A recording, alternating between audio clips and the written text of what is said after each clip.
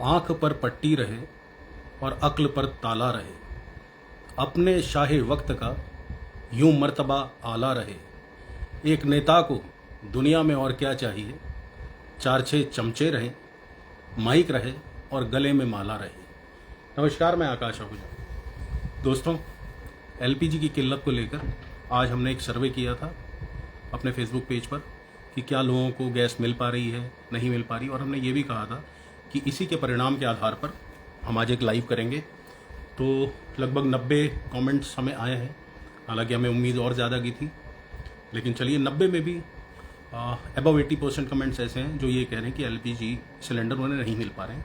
लेकिन मुझे ऐसा लगता है कि जिस तरीके से आज यूनियन गवर्नमेंट की तरफ से भी कई बयान आए हैं और जो प्रशासनिक अधिकारी हैं प्लस हमारे मुख्यमंत्री जी ने भी एक बैठक करी है और कहा है कि एलपीजी की दिक्कत नहीं है, तो मुझे ऐसा लगता है कि भले ही समस्या है लेकिन समस्या उतनी बड़ी नहीं है जितनी दिख रही है।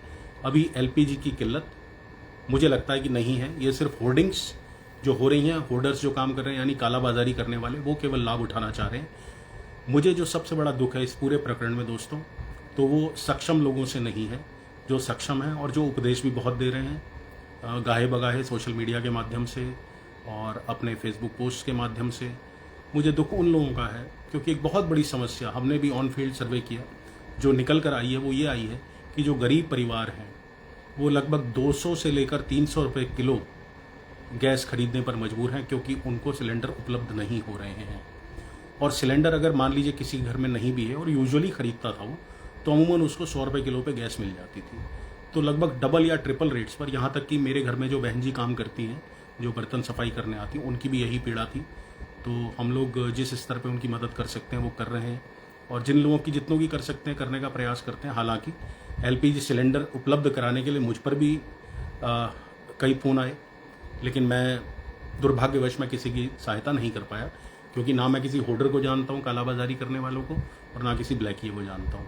और मैंने अगर वहाँ ट्राई किया एजेंसीज़ पर, तो मेरा भी यही अनुभव रहा कि एजेंसीज़ पर सिलेंडर उपलब्ध नहीं है। और जो बुकिंग की बात कर रहे हैं, बुकिंग की बात भी अक्षरशः सत्य नहीं प्रतीत हो रही कि बुकिंग के बाद सिलेंडर मिल जा रहा। और एक बहुत बड़ी चीज़ आज और निकल के आई है कि कई लोगों के खातों में सब्सिडी अपने आप से पहुंच गई है। यानी कहीं ना कहीं करप्शन की एक और बानगी हमें देखने को मिल रही है कि अगर सिलेंडर बुक हुआ है तो किसके नाम से हो जा रहा है, कब हो जा रहा है। एक शायद मैसेज मेरे पास भी है, ये मेरे पास बीपीसीएल का मैसेज है, ये अगर आप देख सके तो बीपीसीएल का मैसेज है जिसमें लिखा है कि आपका Bharat gas cylinder is out for delivery, फलाने फलाने कैश मेमो से, और ये डिलीवरी कोड है। और इसके अलावा दूसरा आया है, उसमें डिलीवरी कोड दूसरा है। तो 2 मैसेज मेरे पास 3 दिन में आ चुके हैं भारत पेट्रोलियम की तरफ से कि मेरे कोई, जबकि मेरे पास भारत पेट्रोलियम का कनेक्शन भी नहीं है दोस्तों, मेरे पास एचपी का कनेक्शन है, हिंदुस्तान पेट्रोलियम का। तो ये बड़ा शोचनीय प्रश्न है। लेकिन आज कुछ स्थितियां साफ भी हुई हैं। मैं भी लोगों से एक आग्रह करूंगा कि पैनिक ना हो बिल्कुल भी। मुझे ऐसा लगता है कि इस समय सरकार पर भरोसा करने की आवश्यकता है और सरकार पर भरोसा करने के बाद ही आपके संकटों को कहीं ना कहीं विराम लगेगा। लेकिन पुलिस का भी जो आज रवैया रहा, हमने ये सोचा था कि अधिकारी अगर गैस एजेंसी पर आएंगे, अपने नुमाइंदे बिठाएंगे, अपने प्रतिनिधियों को बिठाएंगे, तो शायद वहाँ पर स्थितियाँ सुलभ होंगी, आसान हो जाएंगी। लेकिन इसके विपरीत स्थितियाँ बिगड़ी हैं। आज जिस तरीके से गंगापुर रोड पर गैस सिलेंडर के लिए लाइन लगाकर खड़े लोगों ने जब किच्छा बाईपास जाम किया तो वहाँ पर पुलिस ने बल प्रयोग किया। इसके अलावा और 2 जगहों से भी बल प्रयोग की सूचना आई कि पुलिस ने बलपूर्वक वहाँ से लाइनें हटा दी गई। यहाँ तक कि आज पूर्व विधायक राजकुमार ठुकराल भी पहुँचे एक गैस एजेंसी पर, जहाँ उन्होंने अधिकारियों से आग्रह भी किया और क्रोध से भी कहा कि लोगों को सिलेंडर उपलब्ध कराए जाने चाहिए। और दोस्तों, एक सबसे बड़ी बात मैं आपको बता दूं, देखिए मैं भी एक उपभोक्ता हूं, गैस का उपभोक्ता हूं। मेरे पास 2 सिलेंडर का हमारा टर्म चलता है, एक चल रहा है, एक भरा हुआ सिलेंडर रखा है। तो मैं तो किसी लाइन में नहीं लगा, मैं तो निश्चिंत बैठा हूं। तो लाइन में लगने वाले लोग वही हैं जो बेचारे वाकई परेशान है, ये हमें समझना होगा। अलायंस कॉलोनी से कल मेरे पास 2 फोन आए, बहुत बड़े बड़े लोग रहते हैं वहाँ पे, आर्थिक रूप से धनी लोग, उनके मेरे पास 2 फोन आए कि सिलेंडर चाहिए। तो अगर ऐसे लोगों के घर में सिलेंडर खत्म हो सकते हैं और उन्हें परेशानी हो सकती है, तो एक गरीब आदमी की आप स्थिति की कल्पना सहज कर सकते हैं कि क्या है। और सबसे बड़ी बात कि हमारे जनप्रतिनिधि अभी तक नजर नहीं आ रहे। मुझे इस चीज़ का बड़ा अफसोस है, बड़ा दुख है। जनप्रतिनिधियों को आगे आना चाहिए। और सबसे बड़ी बात मैं ये कहता हूँ कि जो भारतीय जनता पार्टी हो या कांग्रेस हो, हाँ, एक और इंसिडेंट मुझे आज याद आया कि आज कांग्रेस ने जब प्रदर्शन किया शिवनगर में चामुंडा देवी मंदिर के पास, तो वहां पर पुलिस ने उन्हें पुतला दहन नहीं करने दिया। तो ये लोकतंत्र में हम किस दिशा में जा रहे हैं कि क्या आप प्रोटेस्ट नहीं कर सकते? प्रोटेस्ट करना मना है। ये तो हमें समझ में आ गया पत्रकार बनने के बाद से और बीते 4-5 सालों में कि प्रश्न पूछना सत्ताधारी दल से इस देश में बहुत बड़ा अपराध है। अगर सत्ताधारी दल के लोग आपको कुछ नहीं कहेंगे तो उनके समर्थक आपके पीछे पागल कुत्तों की तरह पड़ जाएंगे। ये तो देखिए सत्य हो गया बिल्कुल। आप सवाल नहीं कर सकते। सवाल करने का मतलब आप देशद्रोही। लोगों ने लोकतंत्र को राजतंत्र बना दिया है। क्या होता था पहले ज़माने में? प्रजा जो है अपनी राजा को डिफेंड करती थी, वो राजतंत्र होता था। राजा उनका अभिभावक होता था। लोकतंत्र में नेता डिफेंड करता है जनता को। यहाँ राजतंत्र आ गया फिर से। अब समर्थक सत्ताधारी दल को डिफेंड करते हैं, आपका कैरेक्टर एसेसिनेशन करेंगे, आपको गालियां देंगे अगर आप सवाल करते हैं तो। उन्हें सवाल मंजूर नहीं है। आज मैं वीडियो देख रहा था बहुत टाइम के बाद, हालांकि मैं टीवी न्यूज़ चैनल्स नहीं देखता, लेकिन आज मैं देख रहा था तो एक बड़ा अप्रत्याशित सा परिवर्तन मुझे देखने को मिला कि कल तक जो यूएसए के गीत गा रहे थे हमारे मीडिया, आज वो ईरान को युद्ध में भारी दिखा रहे हैं अमेरिका पर। तो थूक के चाटने वाली बात हो गई ना। आखिरकार कौन काम आया? ईरान ही काम आया ना। अगर जिस ईरान पे एक मुस्लिम कंट्री होने की वजह से सारे लोगों का कोप का भाजन वो बना पड़ा था और गालियां खा रहा था कि ईरान ने ये कर दिया, ईरान ने 47 साल ये किया, 48 साल ये किया, 40 साल ये किया, गालियां दिन भर। आप समझ रहे कौन उन्हें गालियां दे रहे थे? आज वही मीडिया ईरान का स्तुतिगान करने में लगा है सिर्फ इस बात पर कि मोहम्मद फ़तह अली जो हमारे एम्बेसडर हैं हमारे इंडिया में, हमारे भारत में ईरान के, उन्होंने आज ये कहा कि स्ट्रेट ऑफ हॉर्मुज से इंडियन जो ऑयल टैंकर्स हैं उनको जाने के लिए हम परमिशन दे सकते हैं। अभी दी नहीं गई है। देखिए मीडिया में, फिर आपको बता दूं कि मीडिया में गलत दिखाया जा रहा है। अभी परमिशन दी नहीं गई है। परमिशन मिल जाएगी और 99.99% वो श्योर है कि वो देंगे। हालांकि उसी रूट से जो चाइना को ऑयल जा रहा है वो निर्बाध तरीके से जा रहा है। चाइना फ्लैग्स के जो टैंकर्स हैं उनको रोका नहीं जा रहा, क्योंकि चाइना के ईरान के साथ बड़े पुराने संबंध है, जैसे हमारे साथ भी थे। लेकिन हमारे संबंध बीच में बिगड़े हैं। हमने देखा ही कि थोड़ा कहीं विदेशी जो नीति थी उसमें कमी रही। किस तरीके से इंडिया को मदरलैंड और इजराइल को फादरलैंड कहा गया। तो कैसे फादरलैंड इजराइल हो सकती है अगर हम अपने आप को एक ऐसा देश बनाते हैं जो सनातन प्रक्रिया पर चलता है, और हम तो खुद सब पूजक हैं भगवान के भिन्न भिन्न रूपों के। तो ईरान में तो इजराइल में तो बुत पूजा होती नहीं है। और यहाँ तक कि इजराइल के जो प्रधानमंत्री हैं नेतन्याहू बीबी, उनके बेटे ने अभी दुर्गा माँ की एक तस्वीर डाली हो ट्विटर पे। वो आप देखिए, अगर उनके ट्विटर अकाउंट को आप देख सकते हो कितना अपमानजनक उन्होंने वो पोस्ट किया है। हालांकि मैं धर्म की बातों पर यहाँ नहीं पढ़ना चाहता, मेरे लिए सब इंसान बराबर है regardless of their religion. But मैं ये कहना चाहता हूँ, थोड़ा अपना चश्मा उतारिए। आप सत्ता पक्ष में हो, आप चाहे विपक्ष में हो, आपको इस समस्या के लिए जनता के बीच आना चाहिए। आज भारतीय जनता पार्टी विश्व की सबसे बड़ी पार्टी है, 10 करोड़ से अधिक कार्यकर्ता हैं उसके पास। मैं आज करबद्ध निवेदन करता हूँ, भारतीय जनता पार्टी के पदाधिकारी जितने भी हैं वो प्लीज़ फील्ड में निकलें, लोगों की मदद करें। गैस एजेंसियों पर अपने आप 4-4, 5-5 जैसे आप बूथ लेवल के इंचार्ज बनाते हैं इलेक्शन के दिनों में, और वो दिन रात जो लोग होते हैं वो समर्थक आपके या भारतीय जनता पार्टी के कार्यकर्ता या कांग्रेस के कार्यकर्ता, जो भी आप ले लीजिए, वो लोग दिन रात मेहनत करते हैं पार्टी को विजयी बनाने के लिए। उसी तरीके से आप कम से कम 10 लोगों की टीम एक गैस एजेंसी पर हर शहर में आप भेजें। कितने लोग लग जाएंगे? रुद्रपुर में मान लेते हैं अगर टोटल ऊधम सिंह नगर में 40 एजेंसी है तो 400 लोग ही तो आपके लगे। आप 10-10 लोग अपने भेजिए, वहाँ पर जो व्यवस्था भी बनाए और लोगों को विश्वास दिलाए कि जो हमारे केंद्र की भाजपा सरकार है, भाजपा नीत सरकार है, जो एनडीए, वो अच्छा काम कर रही है और आपको सिलेंडर की कमी नहीं होगी। देखिए आधी जंग तो आप तभी जीत लेंगे अगर आप लोगों को विश्वास दिला देंगे कि सिलेंडर की कमी नहीं है। और ये पैनिक क्रिएट होने का देखिए कारण, आग है तभी तो धुआं है। पैनिक क्यों हो रहा है आप खुद ही जाकर देखिए। जो रैबिट डॉग्स हैं उन्हें ही मैं कहूँगा कि वो खुद जाकर देखिए कमेंट्स किस तरह के आए हैं। 80% से भी ज़्यादा, शायद 90% के आसपास कमेंट्स ऐसे हैं जो कह रहे हैं उन्हें गैस नहीं मिल रही। और मैं भी, मेरे पास अभी चूंकि फ़ोन मैं यूज़ कर रहा हूँ, ये वाला जो मेरा मेन फ़ोन है, मैं आपको दिखाता, मैंने भी आज HP गैस के जो मेरे एजेंसी के वितरक हैं, डिस्ट्रीब्यूटर हैं, उन्हें मैंने फ़ोन किया था, लेकिन मेरे 3 फ़ोन नहीं उठे और उसके बाद फ़ोन स्विच ऑफ कर दिया गया। यानी वो भी कहीं ना कहीं परेशान है। उन्हें लग रहा है कि पीछे से सप्लाई टाइम पर आ पाएगी, या वो कस्टमर्स की डिमांड और सप्लाई को मुझे लगता है प्रोपोर्शनेटली पूरा नहीं कर पा रहे। 7 दिन हो गए, चीनू दुआ लिख रहे हैं बुकिंग के बाद भी भारत गैस वाले ये सब मोबाइल स्विच। हाँ चीनू जी, मेरे साथ भी यही हुआ है। HP गैस मैंने आज फ़ोन किया 3 बार, रिंग्स गई, उसके बाद वो स्विच ऑफ हो गया। अनिल अरोड़ा जी लिख रहे हैं गोदाम में सिलेंडर की कमी, लेकिन जनता को परेशान किया जा रहा ब्लैक करके, ब्लैक बिका के।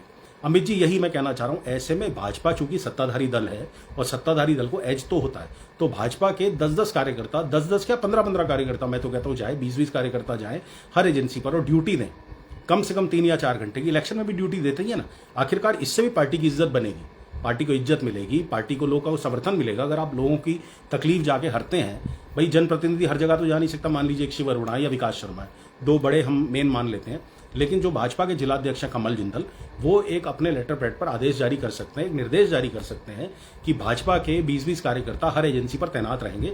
कितने दिन की प्रॉब्लम है, खुद ही कह रहे हैं कि 2-3 दिन में सब सॉर्ट आउट हो जाएगा। डीएम साहब भी कह रहे हैं, एडीएम साहब भी कह रहे हैं, एसडीएम साहब भी कह रहे हैं, और तो और एसएसपी साहब भी, अब जिन्होंने कल पुलिस की ड्यूटी लगवाई है। लेकिन पुलिस का रवैया भी, मैं अपने जो एसएसपी हैं अजय गणपति, उनसे भी कहना चाहूँगा कि पुलिस का रवैया अच्छा नहीं है। जो हारी हुई जनता होती है, जो मारी हुई जनता होती है, जो विवश होती है, उसको आपकी सांत्वना के शब्द चाहिए होते हैं, आपका गुस्सा और आपका डंडा नहीं चाहिए। एक पूरे उधम सिंह नगर में जो सबसे ज़्यादा मुझे अच्छी एलपीजी को लेकर जो कमेंट्स आए वो आए सितारगंज से। मैं तारीफ करूंगा सौरभ बहुगुणा जी के क्षेत्र से, क्योंकि मंत्री हैं और वहाँ के विधायक हैं। सितारगंज से हमें यही आया कि सितारगंज में कोई प्रॉब्लम नहीं हो रही है। तो इसका मतलब सप्लाई अगर टूट रही है तो उसमें दोषी कोई और है, दोषी केंद्र सरकार नहीं है, दोषी एलपीजी जो कंपनियां हैं जो बनाती हैं, चाहे एचपी हो, चाहे बीपी हो, चाहे इंडियन ऑयल हो, वो नहीं है। जिम्मेदार वो है जो चेन है बीच में, उस चेन को तोड़ना पड़ेगा। उस चेन के लिए मुझे ऐसा लगता है कि जो विश्व की सबसे बड़ी पार्टी है, हमारे देश की भी सबसे बड़ी पार्टी है, विश्व की सबसे बड़ी पार्टी है, 10 करोड़ से ऊपर उनके कार्यकर्ता हैं, उनको 20-20 कार्यकर्ताओं को, कमल जिंदल जी अगर आप मुझे सुने तो जरूर करें, तो मैं आपको व्हाट्सएप करूंगा आपके नंबर पे कि आप इस तरह का एक निर्देश जारी करें कि 20-20 कार्यकर्ता आपके हर एजेंसी पर पहुंचे। और अगर कांग्रेस इस समय राजनीतिक लाभ लेना चाहती है तो कांग्रेस भी भेज सकती है, भाई this ground is open for all. लेकिन मैं यही कहूंगा क्योंकि भाजपा के पास सत्ता है, भाजपा के पास ताकत है, तो भाजपा के लोगों को अधिकारी पहचानते भी हैं, तो उनके लिए थोड़ा एक संवाद करना आसान होता है। सत्तारूढ़ दल को हमेशा इज्जत तो मिलती है अधिकारियों द्वारा, तो आपके 20-20 कार्यकर्ता अगर चले जाएं वहां पर एजेंसियों पर, तो मुझे लगता है इस पैनिक क्रिएशन को हम खत्म कर सकते हैं।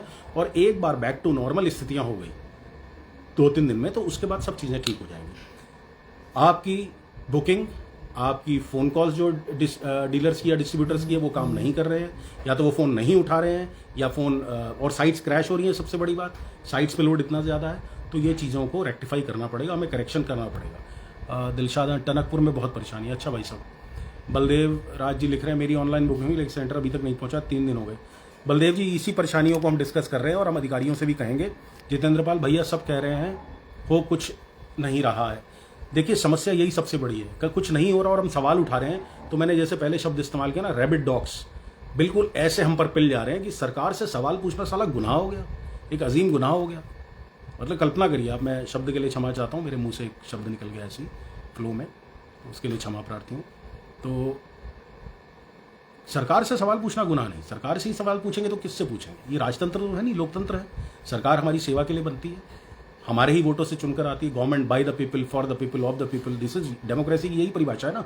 तो डेमोक्रेसी में अगर सवाल पूछने से रोका जाएगा और सवाल पूछने पर देशद्रोही कहलाया जाएगा, तो आप राजकुमार ठुकराल को सबसे पहले देशद्रोही साबित करो, जो इस समय खड़े हैं, अनिल शर्मा, मीना शर्मा, ममता रानी, इन्हें देशद्रोही साबित करो। और सबसे बड़े देशद्रोही तो उन्हें साबित करो जो कल तक ईरान का विरोध कर रहे थे, आज ईरान का समर्थन कर रहे हैं। तो भाई ये कड़वा कड़वा, थू थू, मीठा मीठा, गप वाला तो चलेगा नहीं कि चित्त भी हमारी, पट भी हमारी और सिक्का भी हमारा। तो सोच हमें बदलनी होगी। आज मोहम्मद फटाली साहब का अगर नहीं आता ये बयान, तो स्थितियां और बिगड़ सकती थी। आप डॉलर को देख लीजिए, जो दुनिया में युद्ध चल रहा है उसकी वजह से डॉलर का रेस 92.60 आ गया है आज। तो ये बहुत बड़ी बात है। कल ऐसा ना हो कि एलपीजी क्राइसिस से भी हम लोग जूझें।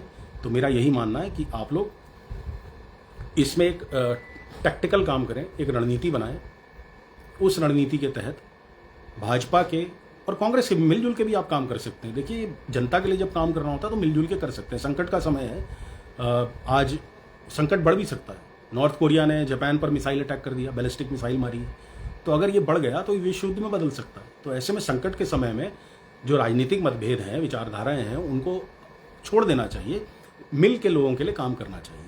20-20 लोग, 25-25 लोग, 15-15 लोग अगर हर एजेंसी पर पहुंच जाएंगे तो मुझे लगता है कि काफ़ी हद तक पैनिक क्रिएशन जो हुआ पड़ा है उससे हम निजात पा सकते हैं। मधुर सिंगल लिख रहे हैं, भाई साहब यह बात किसी भी आधिकारिक व्यवस्था के कंट्रोल में नहीं है। जियोपॉलिटिकल मुद्दा जब तक नहीं सुलझेगा तेल पानी नहीं आएगा। प्राइवेट रिजर्व लगभग खत्म होने की कगार पर, वैकल्पिक व्यवस्था करना ही सबसे उचित रास्ता। देखिए उसके लिए प्रयास चल रहा है। मधुर जी, आप भी चूंकि बहुत जीनियस आदमी है, मैं जानता हूँ आपको, और आप पढ़े लिखे व्यक्ति हैं, सब समझते हैं। जो हॉर्मुज स्ट्रेट अगर खुल गया तो चूंकि हमारा मोर देन 85% हमारा जो ब्रेंट क्रूड है और क्रूड है उसी रास्ते से आता है, तो अगर ईरान से हमें परमिशन आज में मिल जाती है, जैसे मुझे लग रहा मिल जाएगी, तो काफ़ी हद तक वो चीज़ें खत्म हो सकती हैं। तो इसलिए पैनिक करने की ज़रूरत किसी को भी नहीं है। ये ज़रूर है कि ये वॉर कोई छोटी नहीं है, बड़ी वॉर है, क्योंकि गल्फ कंट्रीज इन्वॉल्व हैं इसमें, पर्शियन गल्फ का पूरा एरिया इन्वॉल्व है, और 10-12 जो गल्फ कंट्रीज हैं, चाहे कतर हो, ओमान हो, बहरीन हो, ईरान हो, इराक हो, सब इन्वॉल्व हैं। तो समस्या होनी लाजमी है, लेकिन समस्या के रास्ते हैं, और उसके लिए हमारे देश के जो बड़े नेता हैं, हमारी यूनियन मिनिस्ट्री के लोग हैं, वो लोग प्रयास कर रहे होंगे 100%, लेकिन वो ग्राउंड पर पहुंचना चाहिए। ग्राउंड पर आप डंडे के जोर पर नहीं पहुंचा सकते, ग्राउंड पर आप प्यार से पहुंचा सकते हैं। उसके लिए कार्य करना पड़ेगा। भाजपा के कार्यकर्ताओं को बाहर आना चाहिए, और कांग्रेस के कार्यकर्ताओं को भी बाहर आकर लोगों की मदद करनी चाहिए। अगर किसी को कनेक्शन बुकिंग के बाद नहीं मिल पा रहा, तो आप बातचीत का एक संवाद का रास्ता बनाएं, एक सूत्र बनाएं कि किस तरीके से कितनी सिलेंडर आज मिलेंगे, कितने सिलेंडर कल मिलेंगे, ताकि लोगों को पता लग जाए। टोकन सिस्टम भी किए जा सकते हैं कि टोकन आधारित सिस्टम हो।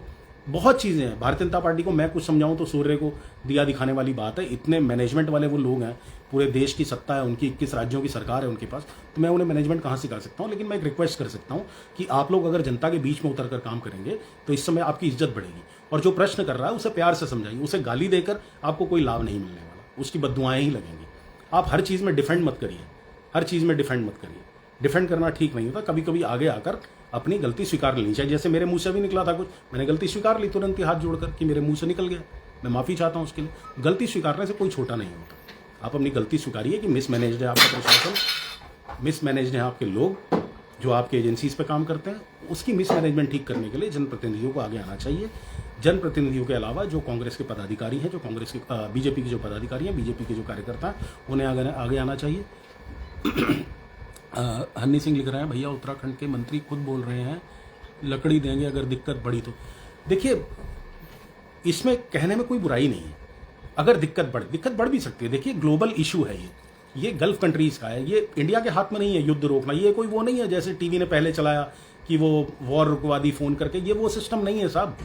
अब वो नहीं चलता। हमारे मिनिस्ट्री ऑफ एक्सटर्नल अफेयर्स ने उस समय भी आकर कहा था कि रशिया और यूक्रेन की वॉर के दौरान कुछ ऐसा नहीं हुआ था कि भारत की तरफ से फोन गया हो और वॉर रुक गई हो। वो प्रोपेगेंडा बड़ा फैला कि साहब वॉर रुकवा दी, एक फोन पर 3-4 घंटे के लिए वॉर रुक गई। तो वॉर हमारे हाथ में नहीं है, ना उसे चलाना ना उसे रोकना। हाँ, पाकिस्तान वाला जरूर था सीज फायर, जैसे डोनाल्ड ट्रंप क्लेम करते हैं कि उन्होंने सीज फायर कराया, तो वो हमारी वॉर थी। तो डोनाल्ड ट्रंप ने सीज फायर कराया, वो हम करवा सकते हैं, वो हम वॉर रोक सकते हैं। लेकिन रशिया यूक्रेन या ईरान और इजराइल की वॉर हम नहीं रोक सकते। तो ये ठीक है। आगे आने वाले समय में अगर परेशानी बढ़ जाती है तो ये सरकार का फर्ज बनता है, दायित्व बनता है कि वो वैकल्पिक फ्यूल की व्यवस्था करे, चाहे वो इंडक्शन दे चाहे वो लकड़ी दे।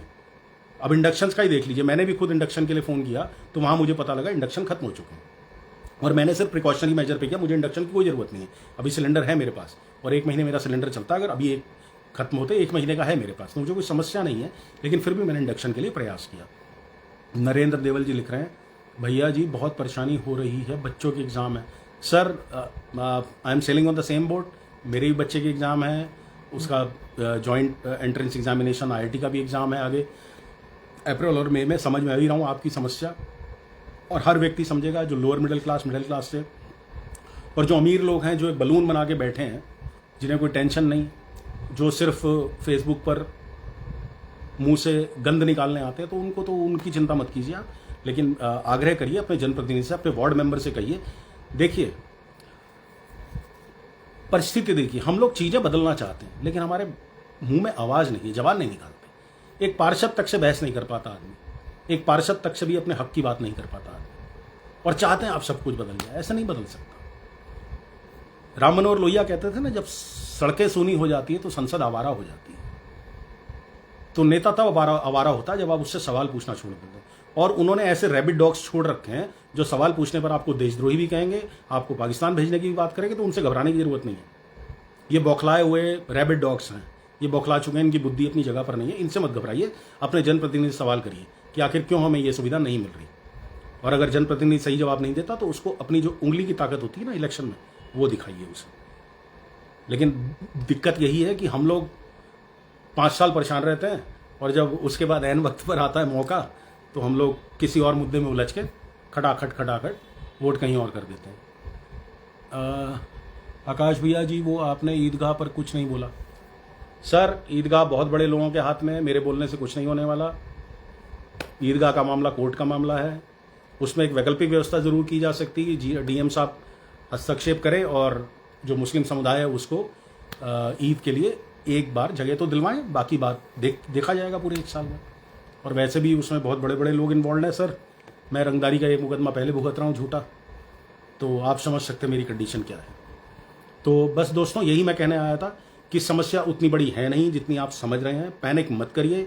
भाजपा और कांग्रेस के कार्यकर्ताओं को सामने आना चाहिए, मदद करनी चाहिए आम लोगों की, उन्हें समझाना चाहिए कि आपको सिलेंडर तयशुदा समय पर मिलेगा। लेकिन जो अहम सबसे बात है कि जो 200 से 300 रुपए किलो ब्लैक में एलपीजी लिक्विफाइड पेट्रोलियम गैस बिक रही है, उसके ऊपर सख्ती की जानी चाहिए। जो पुलिस के डंडे लोगों पर चल रहे हैं, जो सिलेंडर लेकर बेचारे गरीब लाइनों में खड़े हैं सुबह 4 बजे से, उनकी जगह उन बेईमानों के, उन ब्लैकियों के ऊपर चलने चाहिए जो इस स्थिति में भी, जो एक आपदा में अवसर का हमारे देश में पूरा एक डायलॉग बन गया है कि आपदा में अवसर, जो आपदा में अवसर ढूंढ रहे हैं उनको जूते पड़ने चाहिए।